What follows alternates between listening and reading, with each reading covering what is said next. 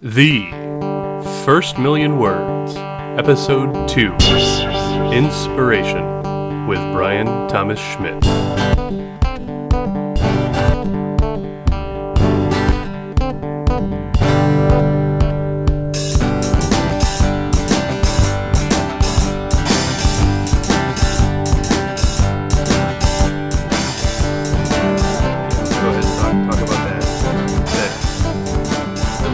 Topic. And when I mean inspiration, I'm talking about, getting the idea, like the story itself. Like, it's like, maybe for characters too, because, some stories are, heavily built on characters. But I mean more or less, like, where does that come from? And then at what point after, how inspired do you have to feel before you actually can start writing? How inspired do you have to feel before you start writing? Like, do you want a number? Or are we looking for I know what you mean. I'm just like sitting here thinking, like, boy, that's just 10. I feel 10 inspired, and then I start writing. Yeah, I'm like, what's the scale for that? I mean, okay. Well, as far as a process, maybe for you, like, if you just happen to get hit by an idea, do you just go right to the notebook and start writing it down, and then go back to that later? Well, yeah. I mean, I'm now at the point where I do take notes. For example, I really just started a new novel series like yesterday, and I got this idea in the middle of the night Sunday, and I'm up in the middle of the night writing all these notes about it. It's pretty simple where the inspiration came from. I've been wanting to do a noir detective series set in a sci-fi universe. Oh, and nice. I had, in part because I love the Retrieval Artist series by Christine Catherine Rush. I just adore that. I think it's really great stuff. In part because of some other noir stuff like Grey Walker that Kat Richardson does. And I recently got a hold of the TV show Pretender, which is a show from the 90s that a friend of mine named Javier Grillo Marxwatch, who wrote for Lost, and who created a wonderful little show about a superhero called Middleman. He wrote for that show. That was like one of his first gigs. Mm-hmm. And I just happened to see it and start watching it because I'd never watched it. And Quantum Leap, which I never really watched when it was on, that I've started watching. And so I got this idea from all of these combined sources. And it's basically the Tommy Falcone files. And Tommy Falcone is a private investigator who used to be an MP, in the Army, and then his wife and son got killed in a tragic accident, and he decides to be a PI until one day his old colonel comes back to recruit him, and basically what's happened is it's set in the 23rd century, and a lot of people have fled to a colony on the moon because undesirable forces have taken over Earth, and there's been a secret development in the colony of a time machine, and they've decided they need somebody to go back in time and change time by changing some of the events that happened, some murders of some people, by preventing some of these crimes and murders and things that have gone on, so that people can stay in leadership who were knocked out in various ways, either killed or put in, or scandals broke, or they were criminalized, or whatever. So he's going to travel back in time as basically a temporal PI and go to investigate these things, and basically he'll figure out what happened first, and then he'll go back and prevent it, so that he can change the future. Nice. I like that. I actually, not that long ago, I did something similar. The inspiration was I watched the movie version of Dragnet, with Tom Hanks and Guillermo. What's the guy's name? Dan Aykroyd? Dan Aykroyd. Thanks. Yeah, yes, Dan Aykroyd. And I watched that. I look like Dan Aykroyd, so I hear about his name all the time. Well, I watched that, and then I was like, and for some reason, my mind just went to, this would make a fun sword and sorcery story. So, like, I took the plot of, and I kind of tweaked it a little bit, but it's basically still the, very straight-laced detective with kind of a, kind of a silly, comic relief type partner. And, but the big difference is it's, sword and sorcery setting, and there's like a big, huge demon at the end that they have to kill. So it's funny how, you take all these things in, and, they all kind of mash together, and then a story comes out of it. Yeah, so I mean, basically, that wasn't really an answer to your question, but other than to say, that's where my ideas come from. Now, whenever I start writing them, I sit down and take the notes, and then the other day, I happened to be waiting for a tire to get repaired, and I was like frustrated because I hadn't done any writing, and I had a notepad with me, and I started looking at it, and then I just started writing in the voice of the character, and just started writing it. It's going to be my first novel in first person, because when you're doing noir, you really have to do a first person kind of thing. Yeah, yeah. And so I started writing out the initial scene. So it's basically going to be a series of standalone novels where he goes back in time and does all this stuff. That sounds like a lot of fun. I like that. And then, do you remember where you were when you got the inspiration? Because I know that kind of plays a... It was the middle of the night. I was lying in my bed. Right. Is that I was at a club. I was hanging on the stripper pole, and people were screaming at me to stop. And then the idea came to me. I got punched in the face, and yeah. But I wouldn't stop until this big burly Puerto Rican guy came up and put $1 in my belt, and then I felt like I just couldn't go on. Guillermo, hey, that was a 5. That was a 5. The fact that you brought your licking dog there with you, that was really... Well, how do you think I earned the $5, man? So, okay. I don't know what's on your world, man, but I think we should move on. Yeah, I always find I'm in the most inconvenient places when I get the idea, which is why I love my notepad option on my phone. Because I have that thing filled with hey, this would be a fun idea, but then a lot of those turn out to be wow, I wrote that. I had just woken up and it was the middle of the night, so it's not actually that good. I don't know. Most of my inspiration comes from when I'm getting yelled at work, and I kind of retreat into my happy place while they're berating me, and then I don't have time to write it down. So 90% of my ideas just disappear. Not fun.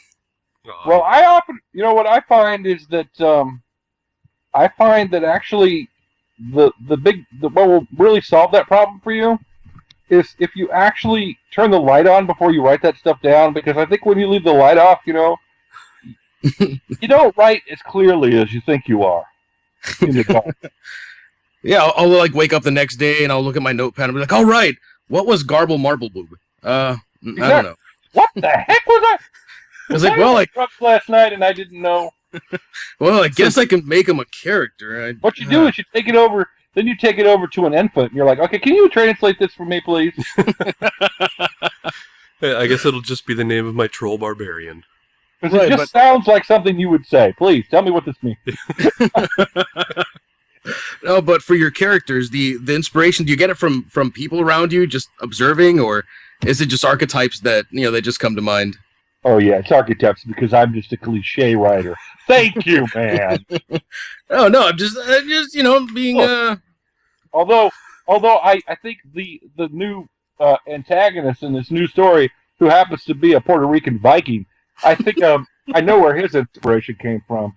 But, no, I'm kidding. You use little bits and pieces of everything. You use people and you use people, that you don't necessarily know anybody. You use whatever you can get it from. Obviously, writers have to be keen observers of people. And if you're going to, write and make it realistic for readers, you've got to base it in some part on some reality that people are going to relate to. Now, how real do you think is maybe too real? If you... I think there's that point where if you put in too much detail, kind of gets too personal for you, and you can maybe lose it for the reader. It's funny because I think we all have different levels of this. Mm-hmm. I think that like my ex got mad at me because I would talk about things, because that's how I process information, is just by talking through stuff. And she'd be like, "Why are you talking? That's so personal." And I'm like, "Well, it doesn't bother me. What's the problem?" Other people would be like, "Oh, yeah, you're getting too personal. I don't understand it." And I'm like, "Oh, okay, whatever." So I think it's different for every person. But obviously, imitation is a form of flattery. Embarrassment is not. So I think you have to draw your lines based on. I mean, if the person can be identified, you're better off, unless it's a famous historical figure or somebody who wants to be a part of your story and fictionalized. You're better off using little bits and pieces rather than stuff that can be readily identified. Because I think you're gonna get a lot of people that'll be mad at you if you're not very careful. Yeah. Right. But every now and then you'll get someone that you don't, like someone that in real life that you just despise, and then you destroy them in fiction just with a different name. Is that okay? Can I do that? That's right. You just slap a different name on them. No, I think there are certainly people who I have based characters more on than others and disguise them. I use the Puerto Rican Viking as a joke, but instead it's actually I make him a Norwegian Viking, and you won't even know that it's the Puerto Rican guy. No, really. I mean, those are the kind of changes that you can make that kind of distinguish little things. But you take little bits and pieces. What if instead of being a male Viking, it's a female? What if she's like the ultimate kick-ass revenge on the world lesbian Viking? It gets real interesting. But my point is you can twist different things so that you come up with a character that's different than what's been done before, and that is not, somebody's not going to be like, "Oh, that's me." Yeah, and that I find that kind of translates over to plot too, because it's what I've been doing. I've just been on this big kick, like I mentioned with the Dragnet thing. I'll just be looking around like, what's a good plot that I can just kind of change the genre and change the setting, and it would be fun. And like the thing that Guillermo and I are working on now is basically like Ocean's 11, but in kind of medieval fantasy, and it's not, and it's more like a government funded type bank heist instead of a group of thieves. It's like Don Cheadle is being played by Gnome. Yeah. I don't know. No, I mean, I'm basically doing the same thing with the way that I'm approaching the whole the time travel story that I just told you about. Mm-hmm. I wouldn't go near time travel. It's such a cliche. It's been done, and nobody really knows, how it would work. There's stuff. What is there new? Well, one of the known rules that we've come up with for time travel is that you can't interfere and change the future. Mm-hmm. So I'm like, well, wait, what if you had to? What if that was the only way to make the world a better place? It may be a big risk, but what if your world was so bad that was like the best option to salvage it? Oh. So, see, that totally turns the tables on the whole concept. No idea if I can make it work, but But at least now you have the inspiration, and you're gonna start putting it on paper. Yeah, if it doesn't work for one novel, you could make it part of a different one. Yeah. It works. I don't know. That 90% of the stuff that I write is little tiny stories that don't work by themselves that I've mashed together into a big stew of crap. A big stew of crap. Yes. Very, very descriptive. That's one of his strengths as a writer is those similes or analogies like that. Yeah. Yeah, he's really good at writing. I thought you were just going to say he's really good at writing big strings of crap. Well, I write plenty of crap. That too. So if you season it right, you can trick someone into eating it. So on that note, do we have any final thoughts on like how you should be ready for inspiration to hit you? Well, I mean, I think it depends on whether you're a pantser or a plotter. There are people who will spend. I mean, a prime example is I just did this interview with Stephen R. Donaldson, and I mean Stephen R. Donaldson, like he's talking about how he didn't even feel ready to write the third part of the Thomas Covenant series, and so he spent a long time developing his craft and learning what he was doing before he ever wrote it, and he's like, oh yeah, I still wasn't ready, but I kind of, I had to go there because I needed to get it. I mean, stuff like that. It's kind of interesting that that people, have a different process. So I think it's not something that I can just answer the question. Yeah. That here's your catch-all.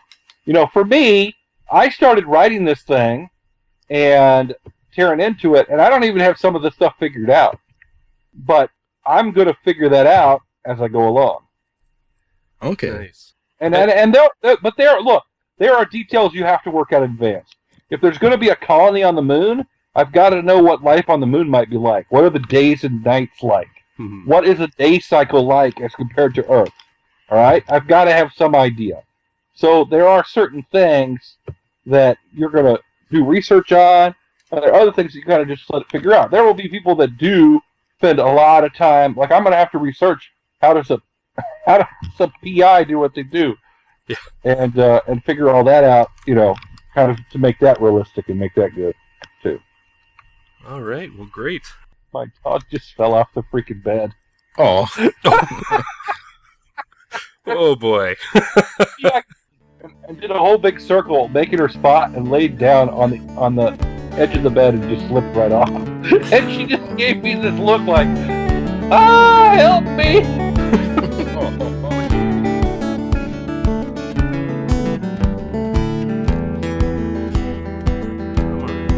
Because that's how cool I am. So that was inspiration. What was the topic of the show? And that's a funny one to talk about. Well, the inspiration can come from many different places. It could come from childhood experiences or traumas. It could come from emotions like love or hatred, or it could come from boobs. Thank you. Oh boy. So yeah, that was our interview with Bryan Thomas Schmidt, covering the topic of inspiration. And don't worry, everybody. His dog is okay. There was a mishap where the dog fell from a bed, but apparently poodles are very, very resilient. Actually, I don't know what kind of dog he said he had. Oh, could have been I don't know. We'll have to ask him on Twitter. Yeah, I thought it was a poodle. I'm not sure. Yeah. But we had a lot of fun with that interview, and that's just the very first of our topic segments. We'll also have a segment next week where we cover, let's say we'll cover discovery writing. Yeah, we could. Yeah, discovery writing's fun. Yeah. Have you kind of jumped ship and abandoned discovery writing, or pantsing, as it's sometimes called? Well, I sort of, not really, but sort of. I have an outline, but in that outline, it's just plot points. Mm-hmm. But nothing really sort of concrete. When it comes to like dialogue, and every now and then I found as I'm writing, I come up with stuff as I'm writing, and I add to to the outline, which has worked out for me. See, the thing is, I guess when I don't have an outline, everything just sort of meanders, and I get a little bit frustrated that I don't have there's like no ending point. So mm-hmm. I'm like, it just takes so much longer to write. But now that I'm outlining more, I actually have gotten a lot more done. Oh, that's good. And that like I said, we'll have that for next week. So we'll hold off any conversations we have about that. But there's also one thing I forgot to mention during our interview. Bryan actually has a blog post on his website, BryanThomasSchmidt.net. And remember, that's Bryan with a Y, and BryanThomasSchmidt.net. And if you look up his Write Tips blog, there's one on like 5 tips, I think it is, for taking an existing story and making it new, kind of changing it around and making it your own. because the book that we've been talking about that he's done, The Worker Prince, I heard it described first as Moses in space, or like Moses meets Star Wars. But the thing is that the story actually takes place in, Earth's future, although it's not Earth. They go off to another solar system. So they actually have the story of Moses in their past as ancient history. So he kind of, mirrored a little bit of the Moses story, but tweaked it enough so that, people that were around during his story weren't like, hey, this is the exact same thing as Moses, except in space. Right. Space Moses is just as good as regular Moses. It's inspiring and it's cool. And that actually took, when I read his post, that reminded me of an idea I had. Space Samson? Space Samson, yes. Okay. No. An idea I had when I was a kid. When I actually kind of came to, it became more than an idea just a couple of years ago when I started, making an idea folder and putting all my ideas for books and short stories and stuff in that. And one of them early on that I put in was I wanted to do the story of David from the Bible, King David. But I wanted to put it in an epic fantasy type setting, or maybe like a sword and sorcery type setting. So I was kind of hoping for Samurai David. Samurai. Ooh, actually, I'm only in the outlining stage of that right now, which is another problem I'm having. I still have yet to all out finish a book. Like I said, I've done a few short stories, but the closest I've gotten to finishing a book is maybe like 40 some odd thousand words into one of them. Wow. And I keep getting distracted. And we actually, we pre-recorded one of our interviews today that you'll be hearing later on. And it kind of had to do with, finishing and setting goals and keeping track of everything.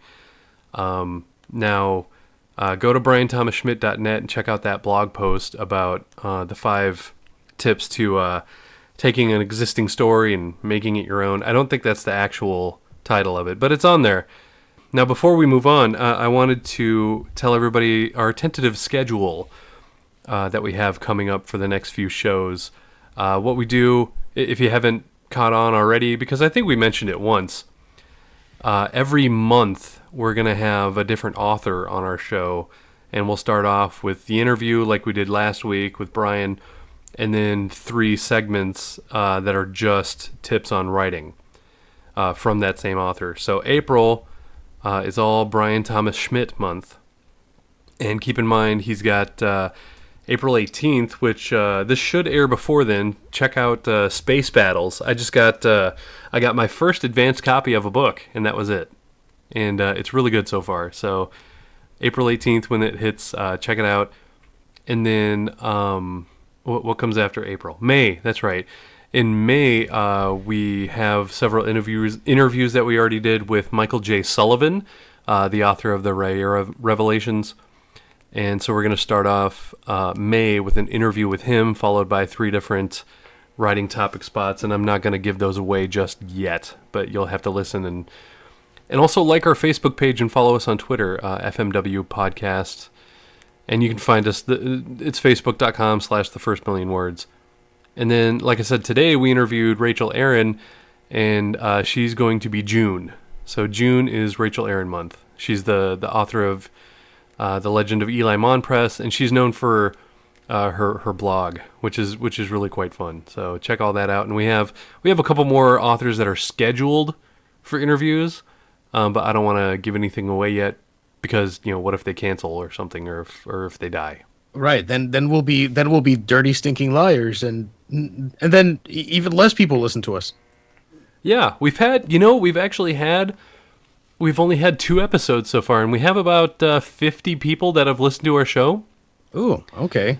So hopefully that'll increase. We But wait, how come we have twice as much hate mail though?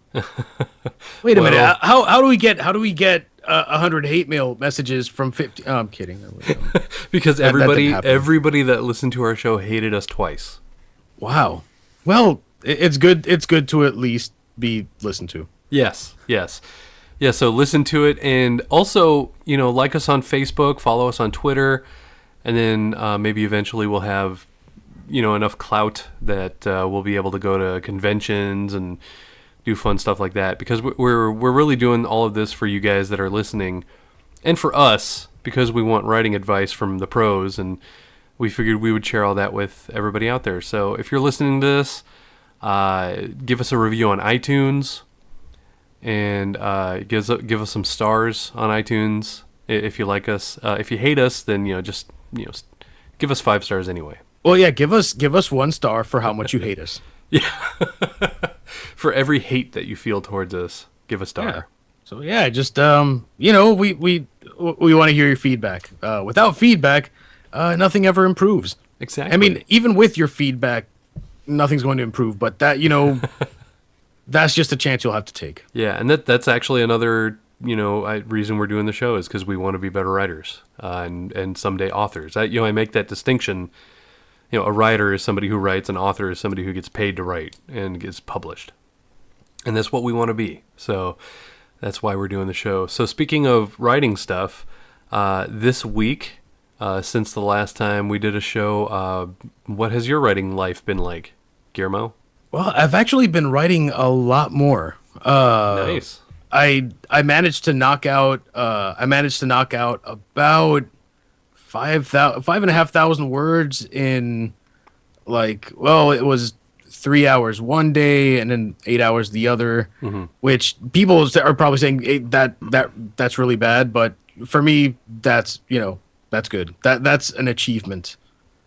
But the writing sucked, so doesn't matter. And since the topic of today's show was inspiration, what exactly was your inspiration for what you've been writing this week? I'm not sure if I can say it on air, but I'll just go ahead and give away any of your trade secrets and stories. Yes. Give us the gist. You thought I was joking, but I was completely serious when I said boobs. Oh, okay. That's just vague enough to that I know what you're writing now. Yeah, so I was hanging out yesterday and I saw boobs for the first time and I just thought, hey, so that's what that looks like. I wonder if elves look like that because I'm a nerd and have no life. So, really, it literally came from boobs. I think the first boobs I ever saw was the in Total Recall. You know what I'm talking about? Oh, so that completely messed you up for life. You just assumed that there were 3 boobs everywhere, and you're like, wait a minute, where are they hiding the 3rd boob? That just totally messed me up for life. But it was a good movie, and apparently they're remaking it with Colin Farrell. That might be cool. You know, it might be. I mean, I guess it's gonna be kind of hard to top the 3 boobs and Guado. And Guado. Although it is going to be Bill Nighy as Guado, so that might be good. He makes everything a little bit better. Yeah, and with his weird inflection. Yes, he says that a lot. Yeah, and I thought it was just in Pirates, but I noticed it's in everything. Oh yeah, the first time I ever saw him in anything was Underworld, and that I was like, that dude is epic. Yeah, the same way. Oh wow, I can't believe I forgot his name. Hans from. Wow, I was from, gonna. Snape. Yes. His name completely slipped my. But I think he's awesome. Alan Rickman. Yes. Yeah. Exactly. Yeah, he talks cool too. Yeah. I'm like, wow. So he has his thing too, and it's awesome. So it works. It works for Alan Rickman. Yes. So congrats to them for having their own thing. And I forgot. What I've been writing. I've actually kind of taken a break from any major writing, like getting stuff written, and I've actually just been taking a lot of time outlining. The weather here has been nice. We're in, for those of you who don't know, we're in South Florida and Central Florida, and the weather has actually decided to give us a little bit of a break. We had the worst winter ever, 90 degrees at most times. Yeah, it's like, hey, it's Christmas time. Why am I buying a Christmas tree when it's 90 degrees outside? Yeah. It just it just takes you right out of it. Yeah, but lately it's been pretty nice out, and I work a overnight security on the weekends. That's my day job, night job.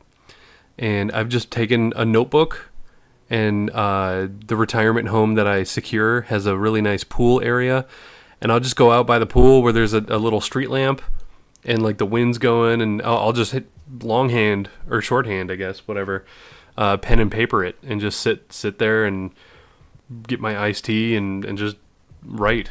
And that's what I've been doing, and I have a lot of chapters for this sword and sorcery thingy that I'm working on. So that's my update. And also, big news this week, the Hugo nominations were announced. I don't remember hardly any of them, except congratulations to Mur Lafferty for getting the nomination for Best New Writer. She hosts I Should Be Writing, which is another podcast that you should be listening to if you like us. Also, Neil Gaiman was nominated for writing The Doctor's Wife, the episode of Doctor Who. Yeah, he deserves 10 of those for The Doctor's Wife. Yeah. That's just my opinion. We actually got a retweet from him, or a mention from him, because they put out the nominations for the Hugos, and I tweeted Neil Gaiman, and I was like, besides saying congratulations for everything, I also wanted to say thanks. Just thanks for all the stories you write and all the advice you've given on your blog and everything. And he messaged us back, and he said, no, thank you. So... Wait, of all the things you could have texted him, you didn't text him, and I can't even read. I'm sure he's gotten enough like British Fonzie things Yeah. for forever, so we're not going to bug Neil Gaiman. Well, actually, we will. It's my dream to have him on the show someday. Him and maybe George R. R. Martin. That would be fun. Yeah. Wait, I wonder if he was. I wonder if he was also inspired by boobs. Maybe. I'm sure he was, given the material. Also, congratulations to SF Signal. That's another podcast that you should all be listening to. SF Signal, and it's not really focused on writing advice like us and I Should Be Writing, but it does cover a lot of the speculative fiction market and everything. And they have a lot of roundtable discussions. The last one they did was on military sci-fi, and right before that was on sword and sorcery. So congrats to them. And I think that's actually a new category that they had called Best Fan Cast, which maybe next year a certain new podcast called The First Million Words might be nominated and win, maybe. If you listen to us and like us, and if you read, and if you write, and even if you don't write, listen to us anyway, because the sound of our voice. Now you just sound desperate. Yeah, well, the sound of our voices, it makes panties drop. I can't put it any more bluntly. You can't put it any more loquaciously. Yeah, I don't know. I guess eloquently, which I of course use the complete opposite word. Yes.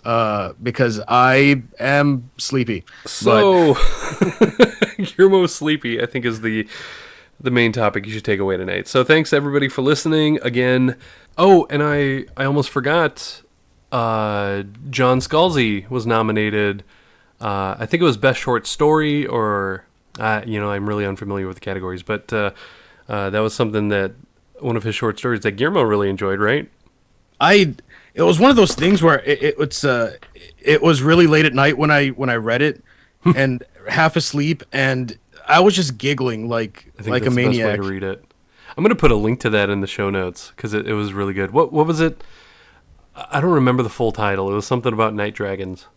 Yeah, and it's one of the funniest things I've read in a long time. Yeah, and it was basically Scalzi just doing an April Fool's Day joke, like Jim Butcher did one too. Did you see that one? I didn't see that one. Oh, he wanted to do a paranormal romance set in the Dresden Files universe involving Bigfoot. So that looked pretty good. So go check those out. I'll put a link to. I'll at least put a link to the Scalzi one in there, and that was amazing. So check that out too, and that was fun. Wow, Paranormal Romance by Jim Butcher. Jim Butcher does funny really well, so yeah. It's good stuff. Follow us on Twitter at FMW Podcast. Also, we have the website fmwpodcast.com, facebook.com/the first million words. Like us on that. Follow us. I'm at Ben_J_L. Guillermo's at GVelez80. And next week, more of Bryan Thomas Schmidt, and I hope you enjoyed the show. Again, I am Benjamin Love. And I'm Guillermo Velez. Right. You can scream right too if you want to. Oh, I like hearing you say it, because when I say it, it's like my voice is all cracky. And, I don't know, I sound like I'm 8. Well.